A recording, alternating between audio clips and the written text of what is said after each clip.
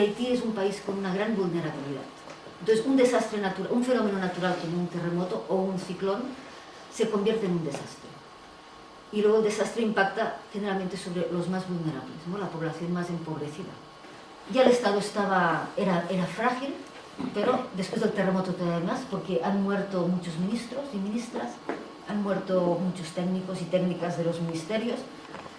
Entonces se llama un Estado frágil o casi fallido, ¿no? Que no hay autoridades, que las personas, bueno, están en manos, bueno, están los cascos azules, pero que tampoco son muy bienvenidos en Haití. Entonces hay un colapso. Se hunde la economía formal porque se han caído las pocas fábricas que había. No hay hambruna declarada, pero las personas si hacían 3 tiempos de alimentos, en ese momento están haciendo 1 o 2. Hay éxodos, la población se desplaza, ¿no?, de la capital hacia los municipios, como la zona donde está el proyecto. Entonces la población salió a los territorios, pero el Estado no ayuda a los municipios a recibir a esas personas. Y también hay una violación de los derechos humanos, porque por el nivel de vulnerabilidad no se puede proteger la vida de las personas. En los campos de refugiados sobre todo, ¿verdad? Sobre todo de los niños, las niñas y las mujeres. No se puede, ahí están colapsados. Entonces es una emergencia compleja y es la que tenemos en Haití. La gran cooperación internacional lo que dice es que se está sustituyendo al Estado, ¿verdad? Están haciendo cosas y están convirtiendo la ayuda en estructural, están haciendo refugios que luego se van a convertir en permanentes. Un año después de lo que ocurrió, el 12 de enero, dicen la crisis se ha agudizado a nivel político, a nivel social, a nivel militar, a nivel económico. Y la vulnerabilidad ha crecido. Hay 250.000 personas que perecieron, que están contabilizadas, más las que todavía no se han podido desenterrar. Hay 1.600.000 personas desplazadas que están en los municipios o viviendo en campamentos improvisados. Se estiman 3 millones de damnificados, de personas directamente afectadas, porque todo el país está afectado. Esto es casi la mitad de la población. Esta es una fotografía que tomé ahí. Y ustedes ven, los niños van a la escuela, esta niña va impecable. Y así es la ciudad. A las 7 de la mañana los niños van vestidos de uniforme y van a la escuela. Quiere decir que la sociedad está recuperándose. Pero tienen que ir por esas calles llenas de escombros y de casas que están medio derrumbadas, que provoca graves daños psicológicos. Ahora la población tiene shock postraumático, los niños tienen shock postraumático de lo que tuvieron que vivir y además tienen que salir a la calle para ir a la escuela y ver eso cada día. Entonces es bastante desesperante. Lo que yo diría de haber estado en Puerto Príncipe es que no se ha hecho nada, y que ahí están los escombros tirados. Pero también tengo que decir la otra posición, ¿no?, para que ustedes también tengan el otro punto de vista, de que también se están haciendo cosas que no se ven. La epidemia de cólera ha agravado la crisis, ha hecho patente que las instituciones eran muy débiles. A partir del brote de cólera, en los municipios, el poder local ha tomado más poder, ¿verdad? ¿Por qué? Porque es el más cercano a la población, porque las muertes eran muy rápidas. Hay municipios en donde murieron 200 personas el mismo día. Y claro, eso es muy terrible, porque es una epidemia muy rápida. Es muy rápida, Puerto Príncipe está muy lejos, entonces los alcaldes tuvieron un papel, y las alcaldesas con las organizaciones sociales. Ante todo ese escenario tan adverso, ¿qué estamos haciendo? ¿No? Desde el Fondo Galego y el Fons Català, porque es algo pequeño, ¿no?, en una parte de la isla, en el noreste, en una zona rural, que ha recibido población desplazada, y donde hemos destinado los recursos. Entonces lo hemos hecho, nosotros no somos humanitarios, no tenemos mandato humanitario, entonces lo hacemos en un vínculo que se llama emergencia, rehabilitación y desarrollo. Entonces tiene que ser algo a futuro. Desde el poder local tenemos que hacer algo pensando en el futuro. Tenemos que gestionar esa fragilidad institucional fortaleciendo y empoderando a los actores locales. Los recursos se han destinado a un proyecto que se llama Fortalecimiento del Desarrollo Local, para dar una respuesta sostenible, que se hagan las viviendas, sean con materiales de la región, que se use el bambú, que se use el pino caribiense, que es el pino autóctono, que no se use el mínimo de hierro, el mínimo de acero, porque no hay cemento tampoco. Entonces, sostenible e inclusiva que sea de todos los actores, incluyendo jóvenes y las mujeres. tiene que participar, o sea, que sea una respuesta inclusiva tras el terremoto. En 3 municipios, porque claro, no podemos abarcar, y son 3 municipios grandes, Cariz con 16.000, Valiers 21.000 habitantes y Montblanc-Cruchy 26.000 habitantes. Es una zona bastante grande que está ubicada aquí en el noreste, en la frontera con República Dominicana. Se va a hacer un componente también de reforestación con el apoyo de ese municipio tan verde que es Restauración, ¿no? Se va a intercambiar semillas, se van a plantar viveros y se van a reforestar. Esa es una reactivación económica, ¿no? Y social del ámbito rural.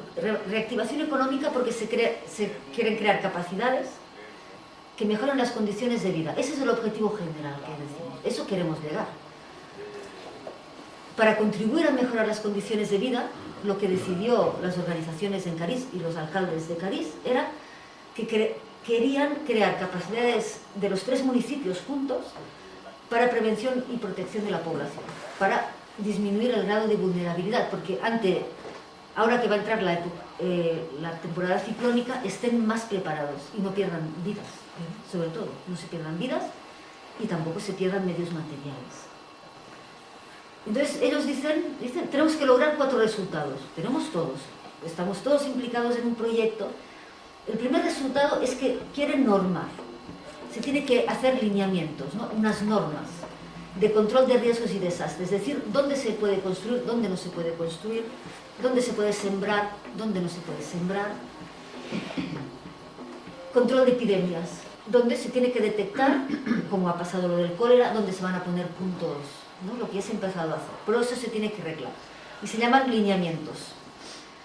Y luego hay 2 resultados, el 2 y el 3, que tienen que ver con muchachos y muchachas, que son los centros de formación profesional, que ya está funcionando, pero de manera muy precaria.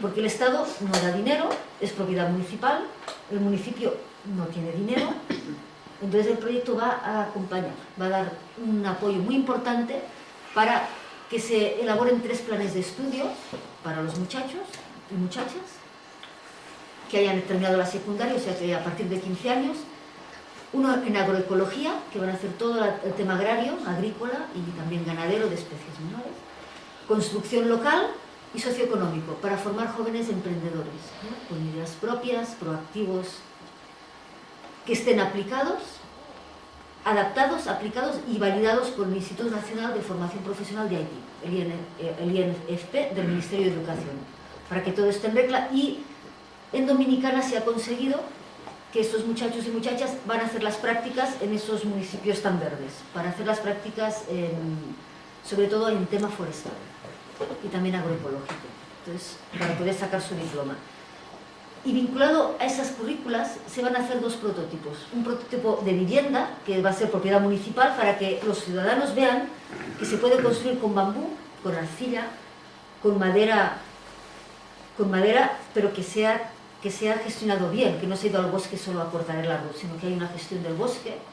Entonces se va a construir este modelo de construcción, que quieren que sea adaptado al clima, porque en las montañas hace frío y en el verano hace muchísimo calor. Y quiere que sea adaptado a su cultura también, ¿no? Que tenga un patio donde puedan varias familias reunirse, pero que sean independientes las casas, pero con un patio común, que sea accesible y barato. Entonces se va a hacer este prototipo y luego un filtro de agua. Un filtro de agua que se hace con barro de la región, en donde se van a implicar las mujeres que ya saben trabajar la cerámica, pero se les va a transferir la tecnología para hacer filtros que son muy económicos, cuestan 1000 burdas, que son $25, o sea, no llega a 20 euros cada filtro.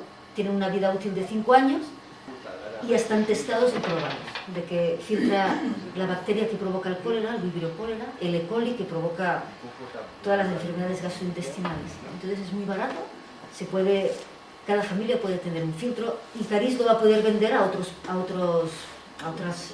zonas.